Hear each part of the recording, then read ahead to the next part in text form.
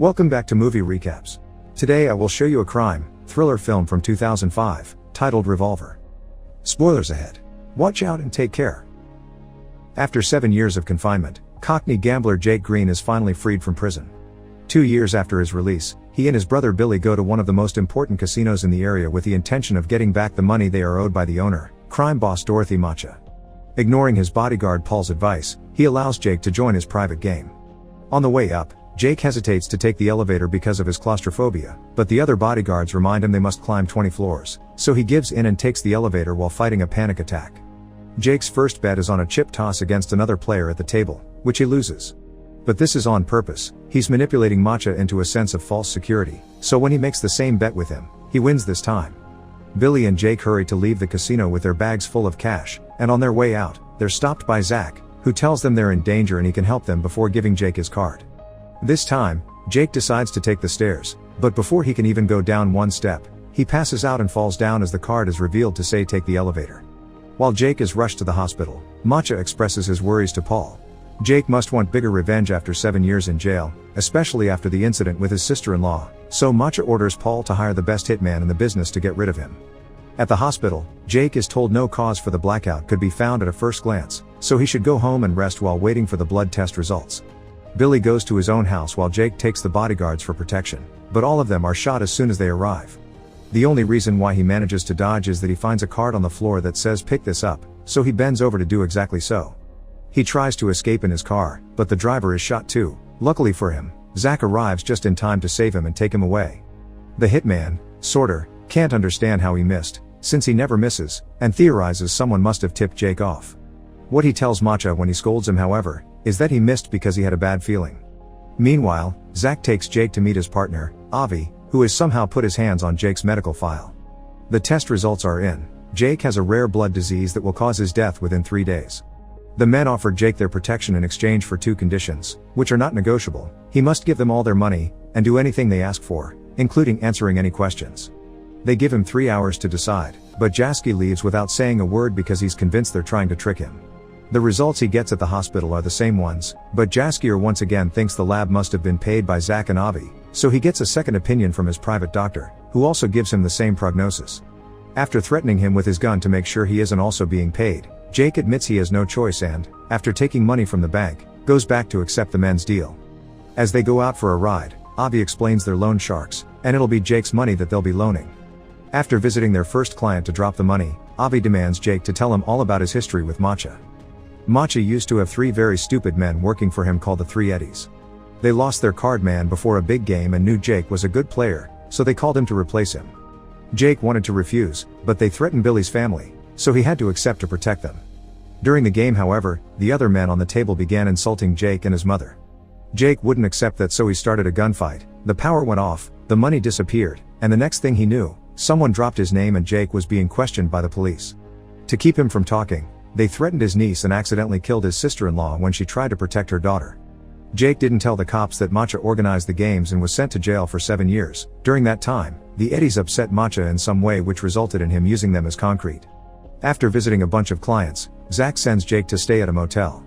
Meanwhile, Macha and Paul visit crime kingpin Sam Gold, considered the ultimate figure all other crime bosses want to be like. However, Gold never receives visitors, so instead they meet with his advisor, Lily Walker, who accepts to broker a powder deal with Macha.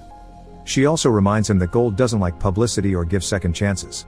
Sometime later, Jake gives Zach and Avi more money before he's asked about his time in jail while playing chess with Avi. Jake had been given 2 options, 14 years of normal time or 7 years of solitary, so he chose solitary. His cell was between 2 men's, a chess master and a con man, that had been there for a long time, and while they never talked to each other, they knew everything about each other. During the first 5 years of Jake's sentence, the 3 of them would communicate by sending messages written on the library books, and that was how Jake learned their formula to win any game in the world. The 2 men were planning a prison break and promised to take Jake with them, but when they finally left, they disappeared without a word and left Jake behind. When he was released 2 years later, he found out those 2 men had taken all his money and only left behind a note that said you can only get smarter by playing a smarter opponent, so Jaker started using the formula to make himself rich at various casinos. As the days pass, Jake continues working by visiting various clients and giving away his own money. He's also supposed to threaten them if they don't pay, but he can't bring himself to hurt innocent, desperate people. Meanwhile, Avi and Zach are chaining the side of a wall to a truck so when they pull, they break said wall and steal the safe on the other side. This safe has the powder Matcha had promised Lily, so when he finds out he's been robbed, he sends Paul to solve this no matter what it takes. Paul goes to see their rival, Triad Kingpin Lord John, who accepts to provide them with the powder on such short notice but only for an overinflated price. Jake, Zach, Avi, and their team go to the hotel where the exchange will happen. They sneak into a room next to the thugs to make a hole in the wall and inject sleeping gas, putting both Matcha's and John's men to sleep. Then they steal the money and the powder, framing it to make it look it was Matcha that robbed John and vice versa. Sometime later, Jake gets a call from Billy, who tells him he's been asking around and has found out that Zach and Avi are so dangerous that not even gold would touch them, so Jake should get out of there. Jake doesn't listen and goes back to work, where he's being expected to shoot a scared client. He refuses and tries to shoot Avi instead, but he realizes the gun is empty right before Avi knocks him out. Jake wakes up hours later in the motel and gets a call from Avi saying he's survived his third day so he should get a checkup. After being visited by his niece and Billy, who leaves him a gun just in case, Jake goes to see his doctor, who confirms the diagnosis had been wrong and Jake is fine. He tries to call Avi and demand answers, but Avi only says he'll have to wait. Meanwhile, Paul has been gathering information, and Jake's name has come up as involved in all the problems his men have been going through, so Matcha orders him to kill him. When Jake returns to the motel, Avi and Zach are waiting for him and warn him that Matcha's thugs are waiting inside the room. Jake runs away and the men go after him, but he manages to lose them, especially when one of the thugs slips and shoots himself by accident. The other criminals find the body and think Jake did it. Jake goes to see Avi and Zach at their office, where they confess they've always known Jake didn't tell them the whole truth about his old deal with the Eddies. Those three clowns had been waiting for Jake when he got out of prison to kill him, since what he did caused them to get fired by Matcha. To save his life, he offered the Eddies a deal. Every month, he would give them 3% of any money they would lend them. The first time, only one Eddie agreed to it. But when they saw he kept his deal, they all wanted to be in, this time for a 4%. In truth, Jake was paying each Eddie with another Eddie's money, so he wasn't losing anything. It came to a point where they didn't have any more money to lend, so they borrowed from Matcha, who quickly became interested in the Eddie's mysterious moneymaker man. After gambling with the formula and making himself rich, Jake chose that moment to take a vacation with his brother and niece, and that was when Matcha killed the Eddies for not paying him back. Speaking of Matcha, he's having dinner at a fancy restaurant when he's visited by his henchmen, that tell him Jake escaped. Sorter recognizes John's lover pretending to be a waitress, so he shoots her before leaving the restaurant to go after her driver. However, his shooting is still off and he only got to hurt her, not kill her, so before dying, the woman manages to shoot Matcha's finger off in the middle of the commotion. Then, Sorter is sent to Lord John's hideout to kill him and his men. Back to Jake, he's still chatting to Zach and Avi while they play golf on a roof. They explain to him that nobody ever gets to see gold because he doesn't actually exist, he's just a representation of ego and the personification of greed, he only has power over those who invest in him. So what Jake needs to do is change the rules of what he allows to control him. Afterward, Jake takes the rest of his money from the bank and donates it all before sneaking into Matcha's bedroom. While fighting with the voices in his head that represent his ego, Jake apologizes to Matcha for tricking him out of his money, accepts him as the superior crime lord, and tells him he's made a donation in his name before leaving. In order to confront his fears, Jake takes the elevator, which gets stuck on the 13th floor. While fighting off a panic attack, he has a conversation in his mind in which he rejects his ego, finally stepping out of the game as a free man. Once the elevator being's working again, Jake reaches the ground floor and finds Matcha waiting for him with a gun, driven crazy by his own ego. However, Jake is at peace with himself and simply walks past him, which drives Matcha mad because he can't understand how someone won't fear him. He begins crying as he understands how thoroughly humiliated he's been.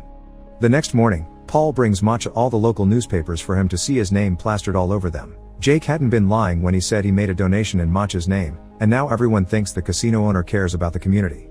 Matcha is happy to take the credit, but his happiness is short-lived. Paul also informs him that Jake has the powder and he's been playing them all along. Paul, Sorter, and the rest of Matcha's henchmen go visit Billy, who manages to hide his daughter in the cupboard when he realizes one of his bodyguards has betrayed him. Once he's found, the men begin hurting him while interrogating him, not believing when he says he doesn't know where Jake and the powder are. Paul's methods are quickly escalating and Sorter starts feeling uncomfortable, especially when they make the girl come out of the cupboard after they hear her sob. Refusing to hurt a child, Sorter rejects his ego and begins killing his fellow henchmen methodically and effectively, but he makes a mistake at the end and gets killed too. Meanwhile, Matcha is visited by Lily. She brings him a wreath sent by Gold, who isn't happy with seeing Matcha's name all over the newspaper since he doesn't like publicity. Lily also informs him that Matcha's time is over and he won't have a second chance, which sends him into another panicking frenzy. Avi and Zach take Jake and the powder to Matcha's casino, where Avi finally beats Jake at a game of chess while confessing the last few details of the story. He and Zach had been the men in the cells next to Jake's, and they always wanted to take him away with them, but he hadn't been ready to accept the truth, implying they have been nothing but merely figments of Jake's imagination. Unfortunately, he doesn't have time to come to terms with this because at that moment, the casino's bodyguards come to take him to see Matcha, who has the girl with him. After dropping the bags of powder on the floor, Jake tells his niece everything will be fine, which drives Matcha mad because Jake is still showing no fear even when he's pointing his gun at the child. Humiliation causes the ego voices in Matcha's mind to reach the conclusion that Jake can't hurt a dead man, so he puts the gun against his head and shoots. Make sure to subscribe and turn on notifications so you can watch more videos like this. Thanks for watching.